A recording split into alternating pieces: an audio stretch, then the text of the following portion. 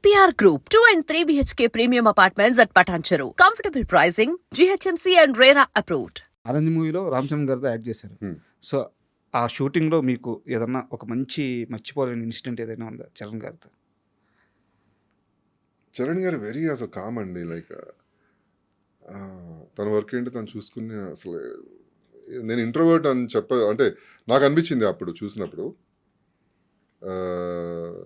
ఒకసారి క్యారవాన్ నుంచి దిగుతుంటే జెనిలియా అండ్ చరణ్ ఇద్దరు కూడా అక్కడ కూర్చున్నారు. నేను క్యారవాన్ నుంచి దిగుతుంటే అక్కడ తెలుగు ఆడియన్స్ వచ్చి నాతో ఫొటోస్ దిగారు అనమాట, గుర్తుపట్టి ఫ్యాన్స్. అప్పుడు జెనిలియా అడిగింది, ఈజ్ ఈ స్టార్ ఆర్ వాట్ అని. చరణ్ అప్పుడు చెప్పారు, ఇస్ ద సీరియల్ స్టార్, తనకు మంచి ఫేమ్ ఉంది అది తను అలా చెప్పడం జరిగింది అనమాట జెనిలియాకి. అప్పుడు నాకు చాలా హ్యాపీ అనిపించింది. సో మీ స్టార్డమ్ ఆయనకి తెలుసు? తెలుసు. వాళ్ళ ఇంట్లో వాళ్ళు చాలా మంది పెద్ద ఫ్యాన్స్ అండి మన మొగల్ రేకుల సీరియల్ కి. చాలా వాళ్ళ అమ్మగారు అందరు బాగా చూస్తారు.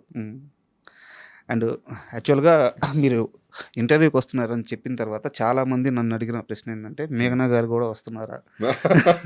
లేదంటే ఆయన సినిమా తీసాడు, సినిమా బాగా సక్సెస్ అయింది, ఆయన క్యారెక్టర్ చాలా బాగా వచ్చింది, అందుకని ఇంటర్వ్యూకి వస్తుంటే అయితే నేను మేఘనాని తీసుకురావడానికి ఏమేంద్ర నీలకంఠ నేను ఏ ప్రమోషన్కి వెళ్ళినా ఈ సినిమాకి, ఏ ఊర్లు తిరిగినా, విజయవాడ, గుంటూరు, అందరు జనాలు, కాలేజ్ స్టూడెంట్స్ అందరు కూడా మేడం గారిని తీసుకురాలేదా ప్రతి ఒక్కరు అదే అడిగారు.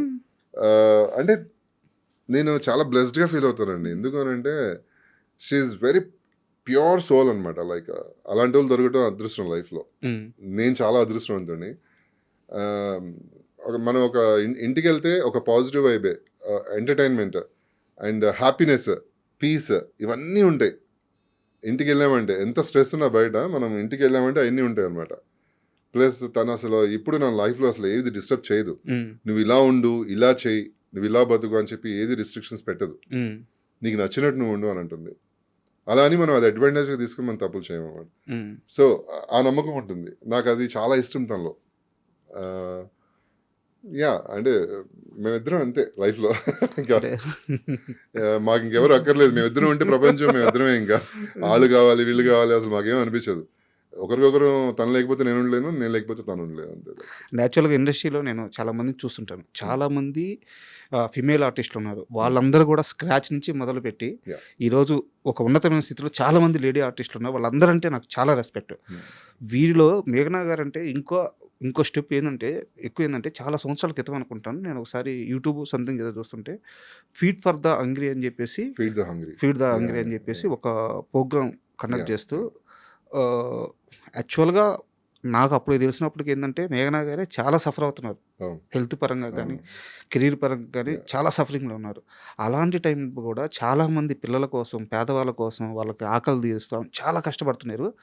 ఈవెన్ అప్పటికి మీకు యూట్యూబ్ ఛానల్ లేదు, మీరు ఎక్కడా ప్రమోషన్ చేయలేదు. మాలాంటి సినిమా జర్నలిస్టులకు తప్పించి చాలామంది బయట ప్రపంచానికి తెలియదు ఆ ప్రోగ్రామ్. ఆ రోజు నాకు మేడం మీద చాలా రెస్పెక్ట్ పెరిగింది. సో ఈరోజు ఆ ప్రోగ్రామ్ ఎంతవరకు వచ్చింది, ఎలా ఆర్గనైజ్ చేస్తున్నారు? రన్ అవుతుందండి, మంచిగా రన్ అవుతుంది. ఎవ్రీ మంత్ ఒక ఈవెంట్ చేస్తాం మనం. అంటే యాక్చువల్లీ కంటిన్యూస్గా చేయాలని ఉంది, బట్ దానికి కొంత సపోర్ట్ కూడా కావాలి మనకి, ఫినాన్షియల్గా అండ్ ఆల్.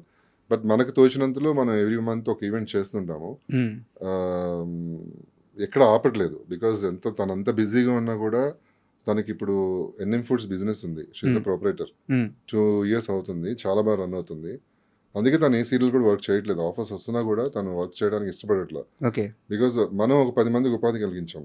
మన దగ్గర 10 మంది వర్క్ చేస్తున్నారు ఎన్ఎం ఫుడ్స్లో.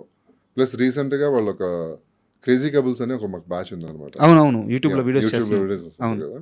మేము ముగ్గురం బాగా close couples, 3 couples. Only girls, ఈ 3 girls పెట్టి కొత్త బిజినెస్ లాంచ్ చేస్తారు మనం. ఫస్ట్ హౌస్ ఆఫ్ శివాసం అని చెప్పి ఒక బొటిక్, లైక్ ఆన్లైన్ క్లాదింగ్ అనమాట. త్వరలో వాళ్ళకి మా సపోర్ట్తోనే, మా ముగ్గురు సపోర్ట్తో వాళ్ళ ముగ్గురు కూడా లేడీస్. చాలా మంచి విషయం. ఇప్పుడు ఒక 6 monthsలో అయినా అట్లీస్ట్ ఒక స్టోర్ ఓపెన్ చేయాలనేసి మా కోరిక. అసలు నిన్న Jan 1st రోజు ఓపెన్ చేయగానే అసలు వాట్సాప్ క్రాష్ అయిపోయి కొన్ని 1,000 మెసేజ్లు అనమాట. క్రాష్ అయిపోయింది, బిజినెస్ అకౌంట్ అది కూడా క్రాష్ అయిపోయింది. మళ్ళీ నిన్న ఓపెన్ అయింది, మళ్ళీ నిన్న కూడా అన్ని మెసేజ్లు సరికి క్రాష్ అయిపోయింది. ఇక అంటే క్రేజ్ ఎలా ఉంది చూడండి బయట వాళ్ళ ముగ్గురికి. ఈ క్రేజీ కపుల్స్ కి మంచి క్రేజ్ ఉంది. సో తనకి చాలా బిజినెస్ ఉమెన్ గా చాలా ఇష్టం అనమాట తను ప్రూవ్ చేసుకోవడం అనేది. ఎలాగో ఎన్ఎం ఫుడ్స్ లో తన ఫుడ్ ప్రొపరేటర్ బిజినెస్ ఉంది. ఫుడ్ బిజినెస్ మంచి పేరు తెచ్చుకుంది, ఉమ్, బాగా సక్సెస్ అయింది. అండ్ ఇలాగే ఇది కూడా హౌస్ ఆఫ్ శ్రీవాసం అని చెప్పి కొత్తగా పెట్టారు కాబట్టి నేను వాళ్ళు బ్లెస్ చేస్తున్నాను అవ్వాలని చెప్పి. పర్టికులర్గా నేను మీరు క్వశ్చన్ అడిగిన దానికి నేను ఆన్సర్ ఏది దేనికి వచ్చింది అసలు ఇది అదే సేవ పిల్లలకి need for the feed the hungry. Feed the so తను యాక్టివ్గా తను ఎంత బిజీగా ఉన్నా కూడా లైక్ ఇన్ని బిజినెస్లు ఉన్నా కూడా తను చేస్తున్నా కూడా పక్కన ఇది మాత్రం మర్చిపోదు. ఈ ఫీడ్ ద హంగ్రీ అనే ది పేజ్ ద్వారా, ఫీడ్ ద హంగ్రీ అనే మన ఆర్గనైజేషన్ ద్వారా చాలా మందికి హెల్ప్ చేస్తుంది. కొంతమందికి స్కూల్ ఫీజెస్ పే చేస్తుంది, ఆటిస్టిక్ పీపుల్కి కొంతమందికి సర్వ్ చేస్తుంది. అంటే మంత్లీ ఇంతని లేకపోతే ఇయర్లీ వన్స్ అని వాళ్ళకి ఫీజ్ పే చేయడం జరుగుతుంది.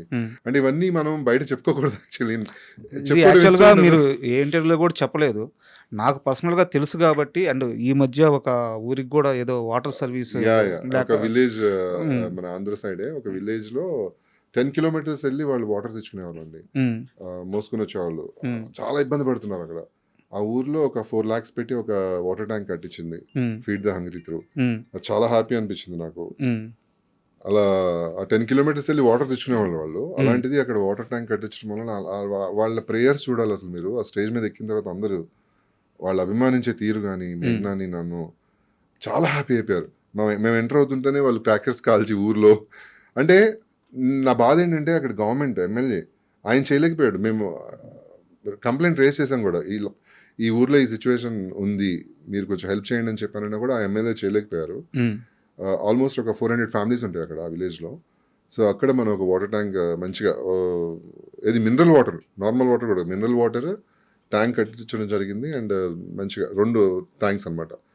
చాలా ఇప్పటికి మేము ఎవ్రీ మంత్ మేము కనుక్కుంటూనే ఉంటాం ఎలా జరుగుతుంది అక్కడ వర్క్ బాగుందా లేదా అని చెప్పి. యాక్చువల్గా నాకు ఇదే అర్థం కాదు సెలబ్రిటీల విషయంలో. ఇప్పుడు ఇంత మంచి కార్యక్రమం చేశారు, మీరు ఎక్కడా చెప్పుకోవట్లేదు. ఏదో టూర్ వెళ్తారు, మేము మేఘాలయ వెళ్ళాము, నాగాలాండ్ వెళ్ళాము, అవి చెప్పుకుంటారు. అది నచ్చని వాడు ఎవడో వచ్చి కామెంట్స్ ఏదో చేస్తారు. బట్ ఇంత మంచి కార్యక్రమం చేస్తున్నారు, ఇది బయటికి రావట్లేదు. ఇప్పుడు మనం ఇంటర్వ్యూ ముందు ఒక సందర్భం వచ్చి మాట్లాడుకున్నాం, సుమా గారు మీరే చెప్పారు, సుమా గారు ఎన్ని సేవా కార్యక్రమాలు చేస్తారో లెక్క ఉండదని చెప్పేసి. వారు కూడా ఇవన్నీ బయటికి చెప్పుకోరు.